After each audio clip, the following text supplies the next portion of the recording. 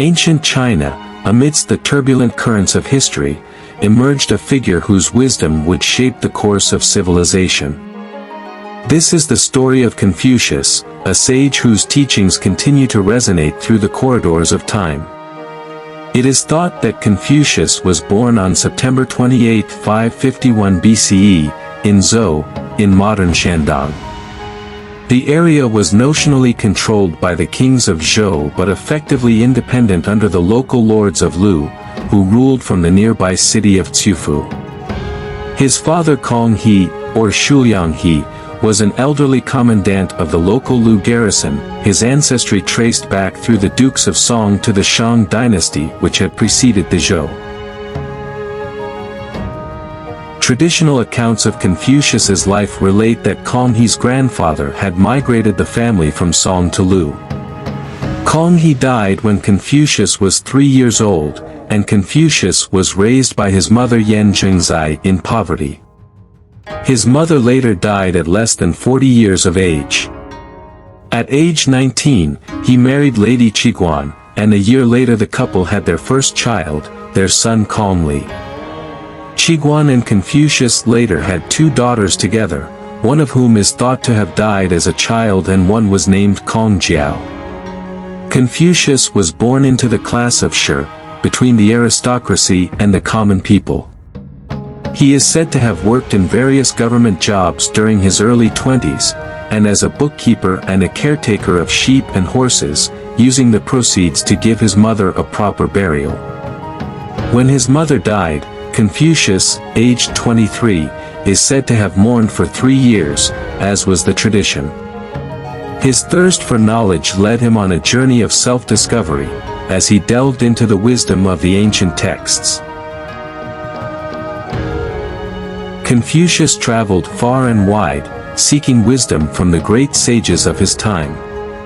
He studied the classics, pondered the ways of virtue, and reflected deeply on the principles of harmony and order. As Confucius grew in wisdom and stature, he found himself navigating the intricate webs of political intrigue and social unrest that plagued the kingdoms of ancient China. Despite the temptations of power and wealth, Confucius remained true to his principles, guided by a steadfast commitment to the welfare of the people. Confucius believed that true leadership was not merely about wielding authority, but about serving with humility and compassion. He counseled rulers to govern with wisdom and justice, to be mindful of the needs of the common folk, and to cultivate virtue in their own lives. In Confucius's time, the state of Lu was headed by a ruling ducal house. Under the duke were 3 aristocratic families, whose heads bore the title of viscount and held hereditary positions in the Lu bureaucracy. The Ji family held the position minister over the masses, who was also the prime minister. The Meng family held the position minister of works, and the Shu family held the position minister of war. In the winter of 505 BCE, Yang Hu, a retainer of the Ji family, rose up in rebellion and seized power from the Ji family. However, by the summer of 501 BCE, the 3 hereditary families had succeeded in expelling Yang Hu from Lu. By then, Confucius had built up a considerable reputation through his teachings, while the families came to see the value of proper conduct and righteousness, so they could achieve loyalty to a legitimate government. Thus, that year, Confucius came to be appointed to the minor position of governor of a town. Eventually, he rose to the position of Minister of Crime. The Xuanzi says that once assuming the post, Confucius ordered the execution of Xiaojing Mao, another Lu state official and scholar whose lectures attracted the 3,000 disciples several times except Yan Hui. Xiaojing Mao was accused of 5 crimes, each worth execution, including concealed evilness, stubborn abnormality, eloquent duplicity, erudition in bizarre facts and generosity to evildoers. Confucius desired to return the authority of the state to the duke by dismantling the fortifications of the city, strongholds belonging to the 3 families. This way, he could establish a centralized government. However, Confucius relied solely on diplomacy as he had no military authority himself. In 500 BCE, Ho Fan, the governor of Ho, revolted against his lord of the Shu family. Although the Meng and Shu families unsuccessfully besieged Ho, a loyalist official rose up with the people of Ho and forced Ho Fan to flee to the state of Qi. The situation may have been in favor for Confucius, as this likely made it possible for Confucius and his disciples to convince the aristocratic families to dismantle the fortifications of their cities. Eventually, after a year and a half, Confucius and his disciples succeeded in convincing the Shu family to raise the walls of Ho, the Ji family in raising the walls of Bai, and the Meng family in raising the walls of Cheng. First, the Shu family led an army towards their city Ho and tore down its walls in 498 BCE. Soon thereafter, Gongshan Fureo, a retainer of the Ji family, revolted and took control of the forces at Bai. He immediately launched an attack and entered the capital Lu. Earlier, Gongshan had approached Confucius to join him, which Confucius considered as he wanted the opportunity to put his principles into practice, but he gave up on the idea in the end. Confucius disapproved the use of a violent revolution by principle, even though the Ji family dominated the Lu state by force for generations and had exiled the previous duke. Creel states that, unlike the rebel Yang Hu before him, Gongshan may have sought to destroy the three hereditary families and restore the power of the duke. However, Dubs is of the view that Gongshan was encouraged by Viscount Ji Huan to invade the Lu capital in an attempt to avoid dismantling the Bai fortified walls. Whatever the situation may have been, Gongshan was considered an upright man who continued to defend the state of Lu, even after he was forced to flee. During the revolt by Gongshan, Zhongyu had managed to keep the duke and the three viscounts together at the court. Zhongyu was one of the disciples of Confucius, and Confucius had arranged for him to be given the position of governor by the Ji family.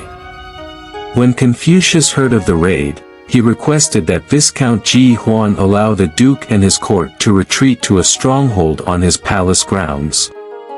Thereafter, the heads of the three families and the duke retreated to the Ji's palace complex and ascended the Wuzi Terrace. Confucius ordered 2 officers to lead an assault against the rebels. At least one of the 2 officers was a retainer of the Ji family, but they were unable to refuse the orders while in the presence of the duke, viscounts, and court. The rebels were pursued and defeated at Gu. Immediately after the revolt was defeated, the Ji family razed the Bai city walls to the ground. The attackers retreated after realizing that they would have to become rebels against the state and their lord. Through Confucius' actions, the Bai officials had inadvertently revolted against their own lord, thus forcing Viscount Ji Huan's hand in having to dismantle the walls of Bai, as it could have harbored such rebels, or confess to instigating the event by going against proper conduct and righteousness as an official. Dubs suggests that the incident brought to light Confucius' foresight, practical political ability, and insight into human character. Later in 498 BCE, Duke Ding personally went with an army to lay siege to Cheng in an attempt to raise its walls to the ground, but he did not succeed. Thus, Confucius could not achieve the idealistic reforms that he wanted, including restoration of the legitimate rule of the duke. He had made powerful enemies within the state, especially with Viscount Ji Huan, due to his successes so far. According to the Zhuozhuan, Confucius returned home to his native Lu when he was 68, after he was invited to do so by Ji Kongzi, the chief minister of Lu. The Analects depict him spending his last years teaching 72 or 77 disciples and transmitting the old wisdom via a set of texts called the 5 Classics. Burdened by the loss of both his son and his favorite disciples, He died at the age of 71 or 72 from natural causes. Confucius was buried in Konglin Cemetery, which lies in the historical part of Ciufu in the Shandong province. The original tomb erected there in memory of Confucius on the bank of the Sisui River had the shape of an axe. In addition, it has a raised brick platform at the front of the memorial for offerings such as sandalwood incense and fruit. In the Analects, Confucius presents himself as a transmitter who invented nothing.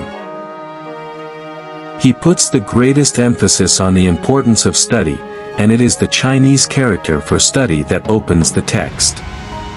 Far from trying to build a systematic or formalist theory, he wanted his disciples to master and internalize older classics, so that their deep thought and thorough study would allow them to relate the moral problems of the present to past political events, as recorded in the annals, or the past expressions of commoners' feelings and noblemen's reflections. Although some Chinese people follow Confucianism in a religious manner, many argue that its values are secular and that it is less a religion than a secular morality. Proponents of religious Confucianism argue that despite the secular nature of Confucianism's teachings, it is based on a worldview that is religious. Confucianism discusses elements of the afterlife and views concerning heaven, but it is relatively unconcerned with some spiritual matters often considered essential to religious thought, such as the nature of souls. In the twilight of his life, Confucius found solace and reflection in the serenity of nature. Surrounded by his devoted disciples, he imparted his final teachings, weaving together the threads of wisdom that would form the fabric of his enduring legacy. The Analects, a collection of Confucius sayings and dialogues compiled by his disciples, became a cornerstone of Chinese philosophy, guiding generations of scholars, statesmen, and ordinary citizens alike.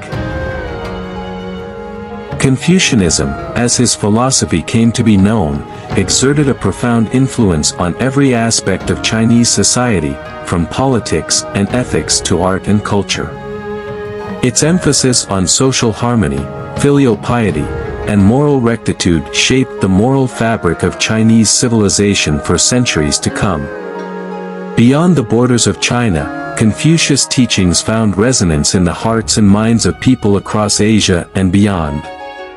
His philosophy served as a bridge between cultures, fostering understanding and mutual respect in an increasingly interconnected world. Today, the legacy of Confucius endures as a beacon of wisdom and enlightenment, guiding humanity through the trials and tribulations of the modern age. His teachings continue to inspire and uplift, offering timeless principles for living a life of virtue and fulfillment. Across the centuries, from the bustling streets of ancient China to the bustling metropolises of the modern world, Confucius' influence endures. His philosophy has transcended the boundaries of time and space, resonating with people of all cultures and creeds. Whether in the halls of academia or the corridors of power, Confucius' wisdom continues to guide and inspire. His message of harmony, virtue, and humanity serves as a guiding light for all who seek the path of righteousness.